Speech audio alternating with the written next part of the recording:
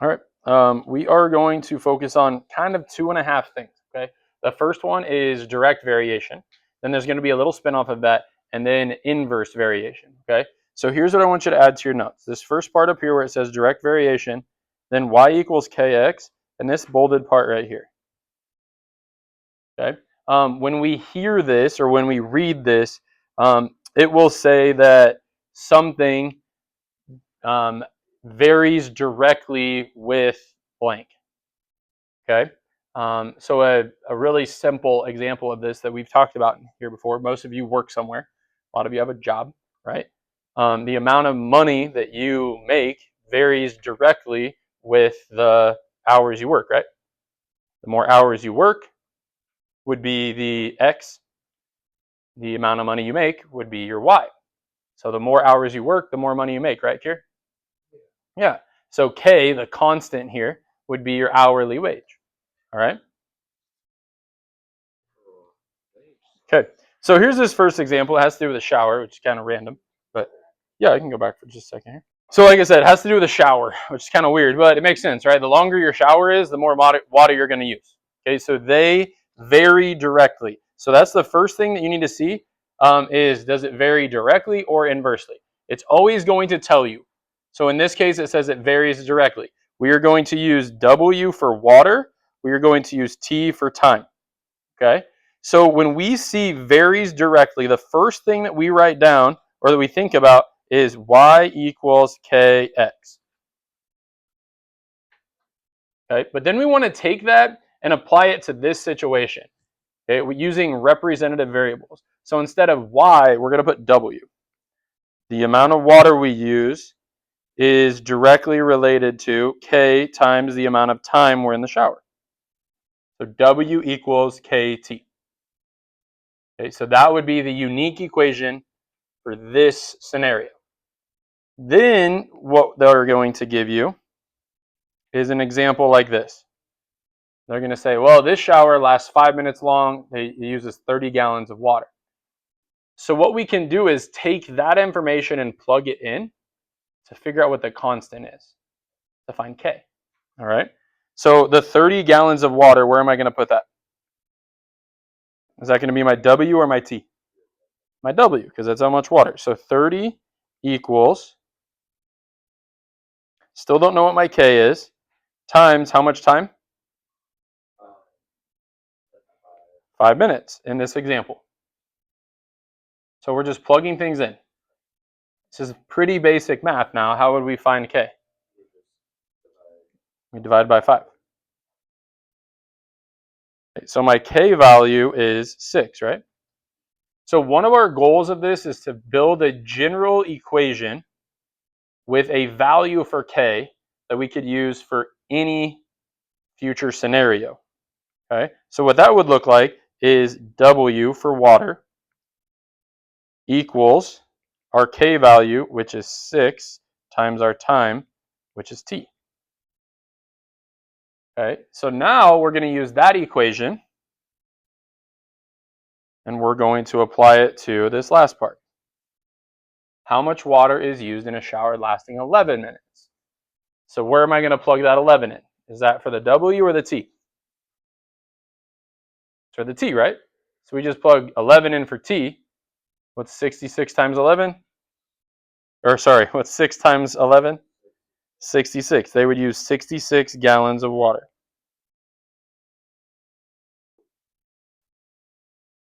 Okay, here's another example with an alligator. Okay, alligator's tail relating directly to its body length. So we're going to say alligator tail. Now I'm going to rewrite this again as y equals kx, but now we're going to substitute. So instead of y, we're talking about an alligator's tail, right? So t equals k times, what's my other variable? B for body length. Okay. Now when we're talking about tail, they're talking about like just the tail. The body length is from the beginning of the tail to the snout. Like if you're trying to visualize this. Okay. So now we're going to plug this in. It says alligator has a body length of 4. So that's going to go where my B is, right? So it's going to be K times 4 equals, and then it says a tail length of 3.6 feet. So how would I find my k? Divide by 4. Well, 36 divided by 4 is 9. Move over a place value. So k equals 0.9. So then my general equation, I can say t equals 0.9 b. Okay, so now this example right here says that the body length of this alligator is 6 feet long. So I want you to tell me how long its tail is. The body from the snout to its rump, okay, is 6 feet long. How long is its tail? This example, where's the 6 going to go? The T or the B? The B. So T equals 0.9 times 6. What's 9 times 6? 54. Move the decimal place one place. So the tail is 5.4 feet long. All right, now a bonus question. Okay, I still want you to be able to problem solve because this is pretty simple math. If the tail is 5.4 feet and the body is 6 feet, could you tell me how long the whole alligator is? What would you do? Add them together, right? So how long is this alligator? It'd be 5.4 plus 6. So it'd be 11.4 feet long if we were talking the total length of the alligator.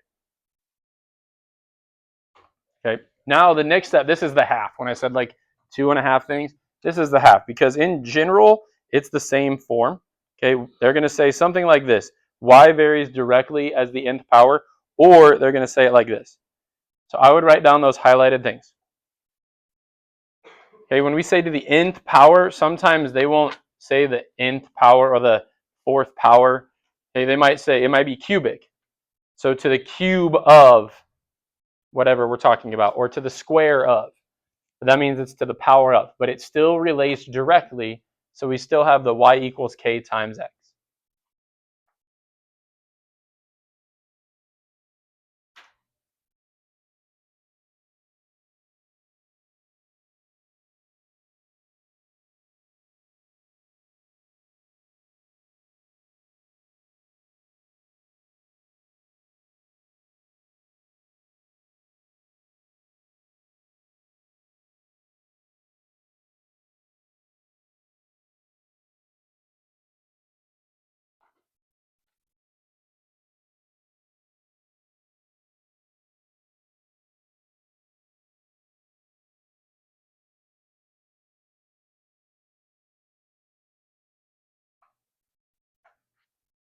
All right, here's our example, this shark in California.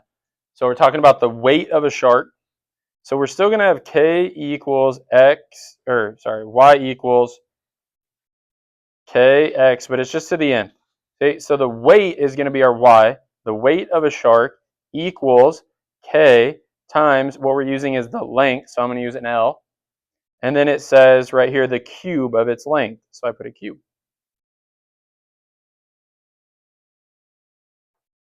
So again, the W came from right there. The L came from right there. And the cube is right there. All right, now we're going to plug in our example. So they say that it's 15 feet long and weighs 2,025 pounds. So I'm going to sub 2,025 for my weight equals k times my length is 15 cubed. So what's my constant going to be? 2025 equals k times 15 cubed. What's that? It's like 3,375 or something? No, I've done that. This is my third time today. Okay, now how do I get the k by itself? Divide, right? Okay, so k equals what? What do we get? Good. So then we know that the weight of the shark equals 0.6 length cubed. All right, so who's seen the movie Jaws? Dun-na, dun-na, dun-na, dun-na, dun-na, dun-na. Fun fact, that's one of the like largest early animatronics. It was like way ahead of its time. But that's what it was. It wasn't a real shark, so you don't have to worry about that. Okay. You know how though, like in movies, how they'll have like yeah. Okay, here we go. Now, so we're going to use the Jaws shark. The Jaws shark was 25 feet long. So where are we going to put that 25 feet, Grace? Where's that going to go? The W or the L? Is that the weight or the length? Length. So would that be the W or the L? L, yeah. So our weight equals 0.6 times 25 cubed. So tell me, how much would that shark weigh? If it was real in the movie Jaws, if it was a real shark, it was 25 feet long, how much would it weigh? Go. Yeah, welcome back. We're now on mermaids. Okay. Cam, what'd you get? 9,375 pounds. Bonus question. Okay, because this is pretty simple math, I'm pushing you a little bit. How many tons would that be? How many pounds are in a ton first? 2,000 pounds in a ton. So figure that out. Yeah, we just divide by 2,000. So if we were going to do this in tons, it would be 4.68 tons of shark. That's a whole lot of shark. All right, next one. Hey, this one is, it says it varies inversely. Okay, so if it says that it varies inversely, then we do this. So write that down in your notes. Hey, which this makes sense. If you think about what we were just doing, y equals kx, that's multiplication, right? Y equals k times x. Well, what's the inverse operation of multiplication? Division. So now we're doing y equals k divided by x.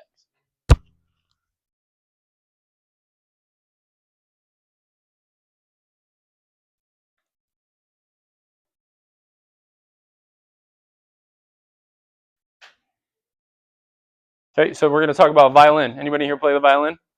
You do? I do. Nice, talented guy. All right, violin string varies inversely as the frequency of its vibration. So we're going to have the length equals k over the frequency. Okay, so we just took the y equals k over x, and we just transferred it into something that makes sense for this problem. Okay, so if this violin string is 8 inches, is 8 inches length or frequency? Length. Good job.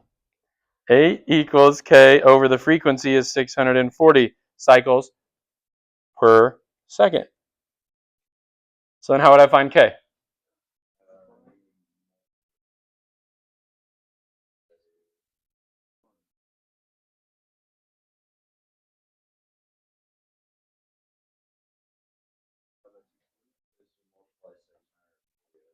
Mm-hmm. So 640 times 8 is? Good. So then our general, remember I said one of our goals is to get a general equation that we could use for this situation. So L equals 5,120 over frequency. So now the problem they give us is, all right, this is 10-inch string. So where's the 10 going to go, Issa? For the L or the F? Oh, so 10 equals 5,120 over F. This one requires like an extra little step, depending on how you think about it. I'm going to give you some time to work that out. Get F by itself. What do I do?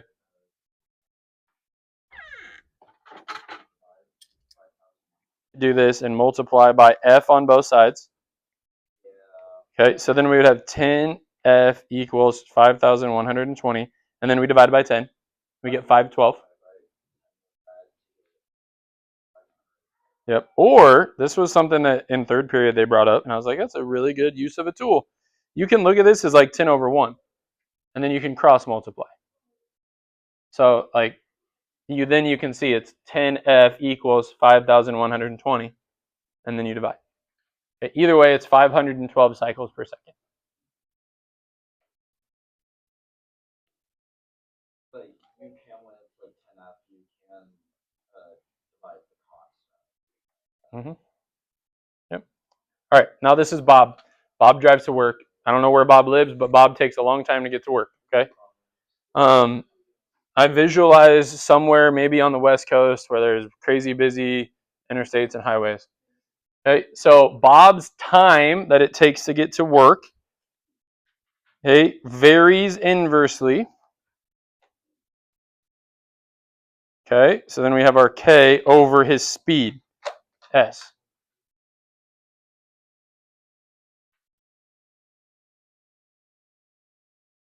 So then if Bob takes an hour and a half to get to work, we're going to put that in our time, equals k over his speed, in this example is 20.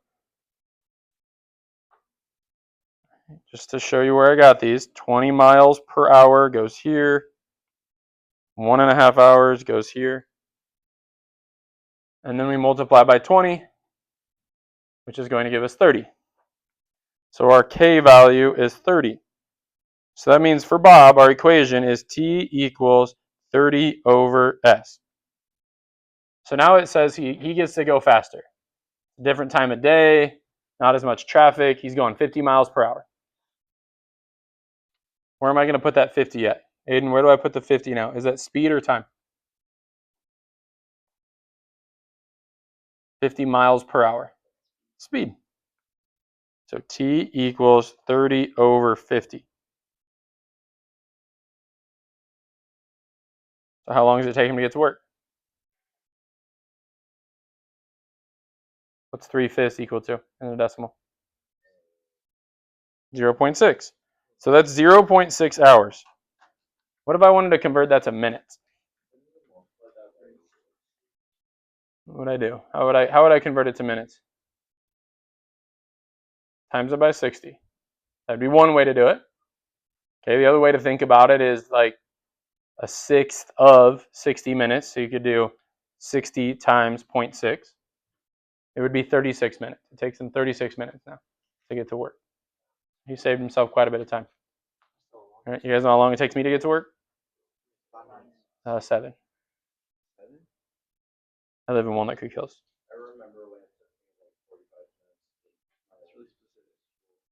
I time it. That way I get to practice on time or get to school on time. All right, this one is our last one. All right, this one has both. So what you're going to see in this one is it says that it varies directly, but then the other part varies inversely. We can do both.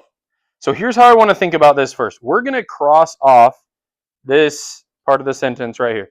We're going to ignore that. And we're just going to think about the first one. Okay, so think in the back room at Walmart, you have these workers that are processing these shipments, right? It makes sense that the more items there are, the longer it takes them, right? That makes sense. So that varies directly, okay?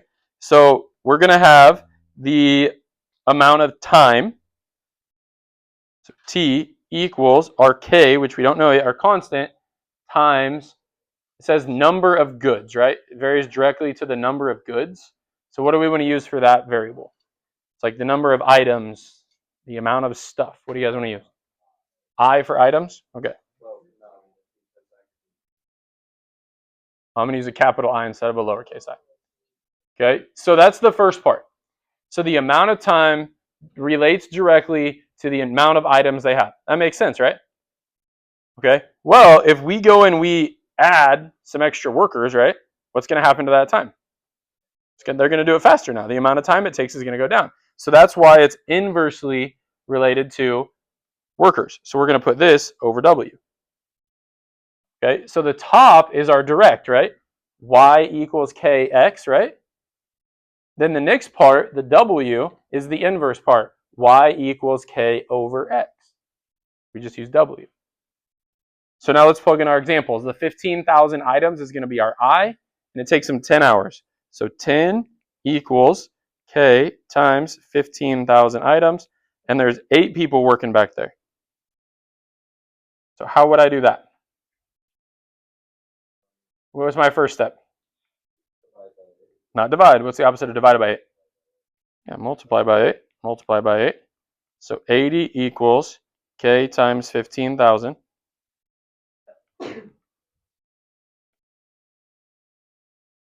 Okay, and then we divide by 15,000, right? So 80 divided by 15,000 is a really, really small number.